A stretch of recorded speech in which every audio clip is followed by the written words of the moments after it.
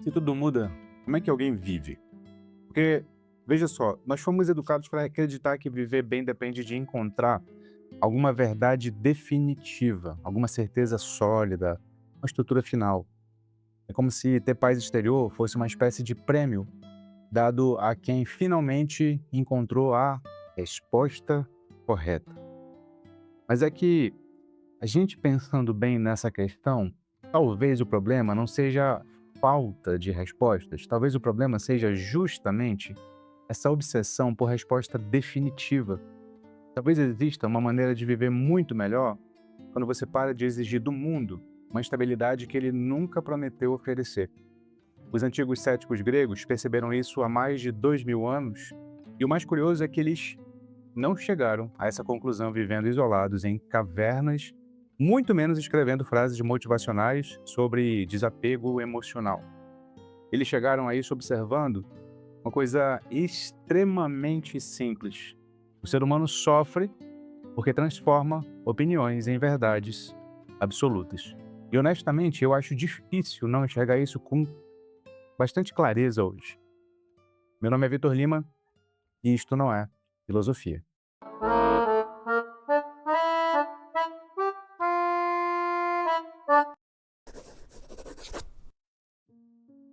Existe uma imagem muito comum, a do filósofo construindo sistemas sólidos para explicar a realidade. Platão faz isso, Aristóteles também, Descartes, Hegel, cada um à sua maneira, tenta construir um edifício racional capaz de sustentar alguma verdade universal. Mas há uma tradição filosófica muito curiosa que faz exatamente o contrário. Uma tradição que olha para todos esses sistemas e pergunta mais ou menos assim: e se vocês estiverem errados? Isso não é só provocação barata, não é coisa adolescente, mas é um método filosófico. A palavra ceticismo vem de skepsis, investigação, indagação. Cético originalmente não é aquele que nega. É importante entender isso. O cético não é um nihilista berrando que nada faz sentido. O cético é alguém que continua investigando, porque percebeu o quanto os seres humanos confundem convicção com verdade. E, olha, de repente, a filosofia deixa de ser, quando você entende isso, uma busca por dogmas e passa a ser uma espécie de higiene mental, uma tentativa de limpar o pensamento das certezas excessivas. Eu quero que você pense na quantidade de sofrimento que nasce simplesmente da incapacidade de aceitar incertezas. A pessoa precisa ter certeza absoluta de que ela é amada. Ela precisa ter certeza absoluta de que ela escolheu a profissão certa. Ela precisa ter certeza absoluta de que ela está do lado correto da política. Ela precisa, sobretudo, ter certeza absoluta de que a sua religião possui acesso privilegiado à verdade. E quanto maior a necessidade de certeza, maior também o medo de perdê-la. Nesse sentido, os céticos fizeram uma descoberta psicológica profundamente moderna. A paz não nasce da certeza. A paz nasce da suspensão, da necessidade de certeza. A história começa com um homem chamado Pirro de Elis. E há algo de quase lendário na vida do Pirro. Ele viveu entre os séculos 4 e 3 antes de Cristo. Disse que ele acompanhou Alexandre o Grande até a Índia. Isso é um pouco fascinante, porque frequentemente a gente se esquece que o mundo antigo era muito mais conectado do que a gente imagina.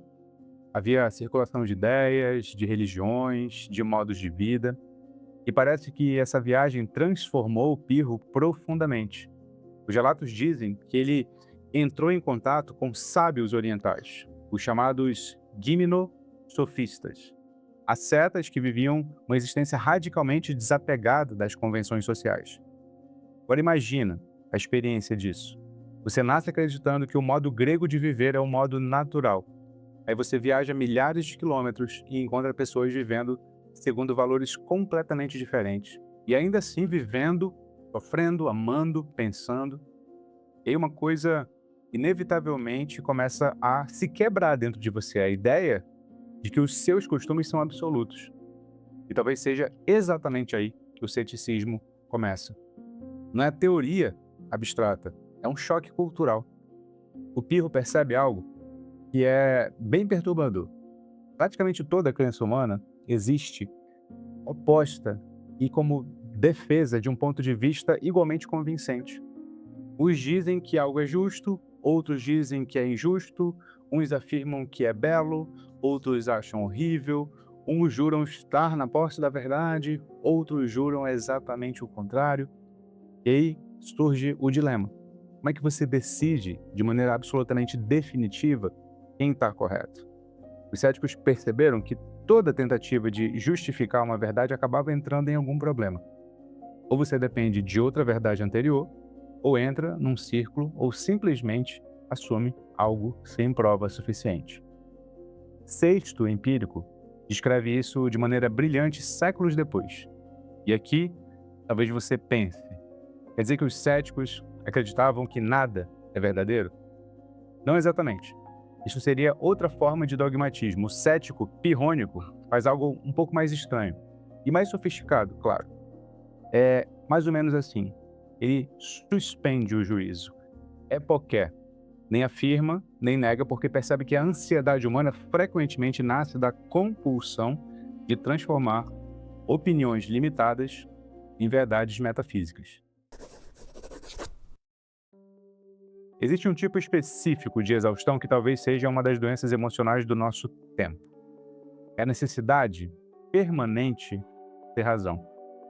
Dá uma olhada na internet, dá uma olhada nos debates políticos, as discussões familiares, redes sociais transformadas em tribunais morais, onde todo mundo parece desesperado para provar que ocupa o lado correto da história. Os céticos aqui diriam uma coisa desconfortável para a maioria. Você tem certeza disso? E não no sentido irônico, no sentido mais literal mesmo. Você tem certeza absoluta? Ou apenas você aderiu emocionalmente a uma interpretação? Porque tem uma diferença bem grande entre possuir argumentos e possuir uma verdade. Os céticos percebem algo que hoje a psicologia cognitiva praticamente confirma diariamente. O ser humano é profundamente vulnerável às próprias ilusões mentais. A gente interpreta, a gente projeta, a gente seleciona, a gente confunde hábito com verdade, a gente confunde o nosso costume com natureza, a gente confunde a nossa convicção com evidência. É por isso que o ceticismo antigo não era simplesmente uma teoria do conhecimento, ele era uma terapia contra o fanatismo. Isso me parece bem atual, porque talvez uma das maiores fontes de sofrimento do mundo de hoje seja justamente a incapacidade de dizer: olha, eu posso estar errado. E o curioso é que quando você realmente aceita isso, algo que você não espera pode até acontecer. Você relaxa. Grande parte da ansiedade nasce da tentativa de controlar intelectualmente a realidade. Muitas vezes a gente quer reduzir o mundo a um sistema estável, porque sistemas estáveis dão segurança psicológica. Mas o mundo não coopera muito com esse projeto. Você sabe disso. As pessoas mudam, as circunstâncias se modificam, você se transforma. E aí o cético aprende lentamente a abandonar a pretensão de possuir fundamentos absolutos para tudo. Paradoxalmente, isso produz ataraxia, tranquilidade da alma. Perceba como isso é curioso. O cético não encontra paz porque descobriu a verdade final. Ele encontra paz porque para de exigir isso da existência. Séculos depois de Pyrrho, aparece uma figura decisiva para a história do ceticismo: Sexto Empírico. E aqui é um detalhe bem curioso. Sexto era médico. Isso parece pequeno na história, mas muda bastante.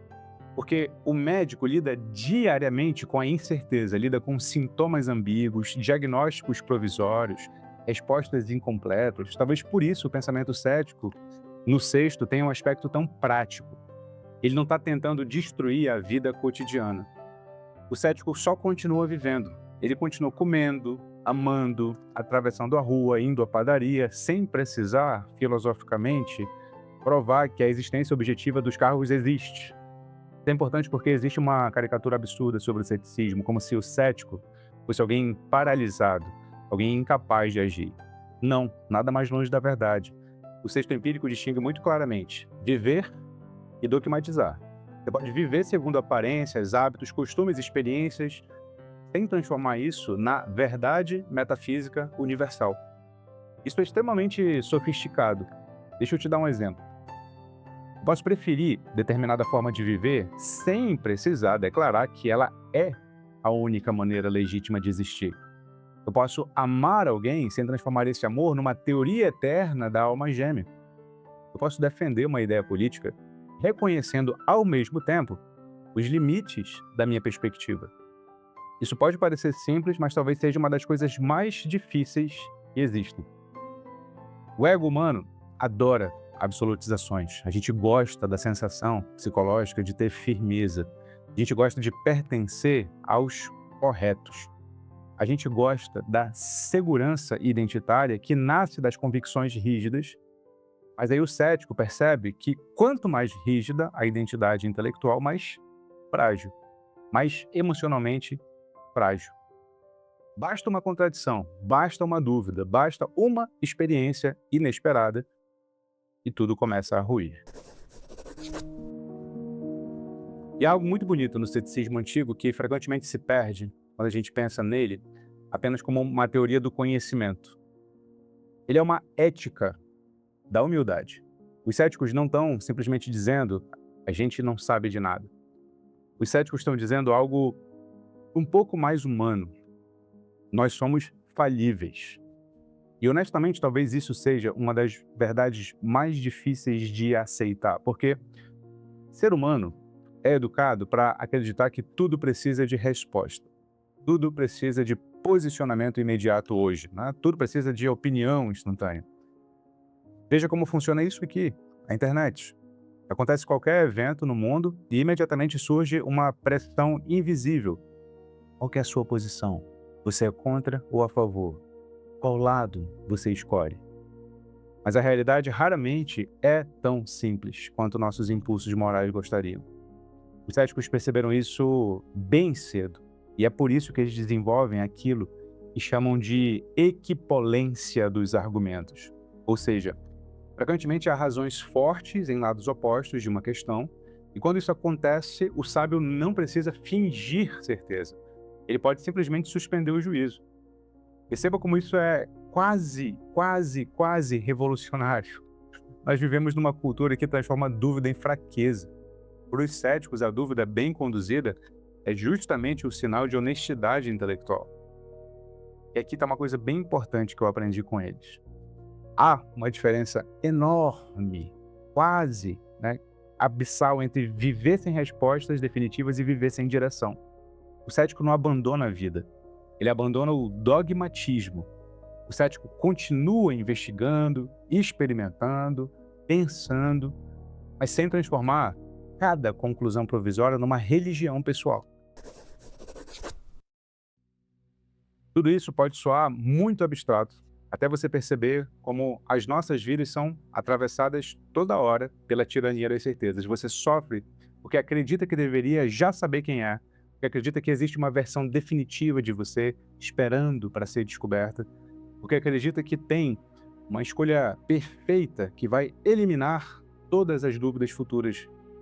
Mas a questão é que talvez não exista, talvez viver seja justamente aprender a navegar a ambiguidade.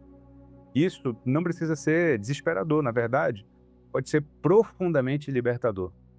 Porque quando você abandona a necessidade de garantias absolutas, começa a enxergar a vida de maneira mais leve. Não leve no sentido superficial, leve no sentido de menos rígida. Você para de exigir perfeição de si, dos outros, e passa a exigir coerência consigo. Para de transformar mudança em fracasso. Então, surge algo que é bem interessante, uma relação mais honesta com a sua existência. Os céticos antigos buscavam a ataraxia, a tranquilidade da alma, mas essa tranquilidade não vinha da posse da verdade. Ela vinha da reconciliação com a incerteza. Isso é profundamente atual. A gente vive justamente na situação oposta. A gente vive intoxicado por excesso de opinião, posicionamento, convicção performática. Todo mundo parece absolutamente certo sobre tudo. É raro ver alguém que não é. E, paradoxalmente, todo mundo parece cada vez mais ansioso. Talvez porque certezas rígidas exigem manutenção constante. Você precisa defendê-las, protegê-las, justificá-las, blindá-las. contra qualquer fissura. O cético, por outro lado, desenvolve uma espécie de elasticidade existencial. Ele consegue continuar vivendo mesmo sem garantias metafísicas e talvez a maturidade tenha um pouco a ver justamente com isso. Existe uma frase atribuída aos céticos que eu acho particularmente bonita. Eles diziam algo assim: a toda argumentação opõe-se outra de igual força.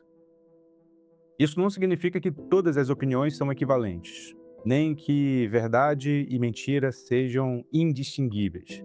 Significa apenas que o ser humano deveria cultivar um pouco mais de cautela diante das próprias convicções, porque talvez viver bem não dependa de encontrar uma verdade absoluta que finalmente elimine todas as dúvidas. Talvez, e só talvez, viver bem dependa justamente da capacidade de suportar a ambiguidade, sem desmoronar. O Pirro percebeu isso, o texto empírico percebeu isso e, honestamente, quanto mais o nosso mundo grita certezas, mais eu suspeito que eles estavam exagerando alguma coisa importante. No fim das contas, talvez a sabedoria não seja a posse definitiva da verdade, talvez seja serenidade de continuar investigando sem transformar cada crença provisória num dogma. Talvez exista uma liberdade muito estranha, muito silenciosa, em finalmente aceitar que o mundo não deve garantia absoluta para ninguém. Talvez seja justamente aí que a vida começa a respirar um pouco melhor.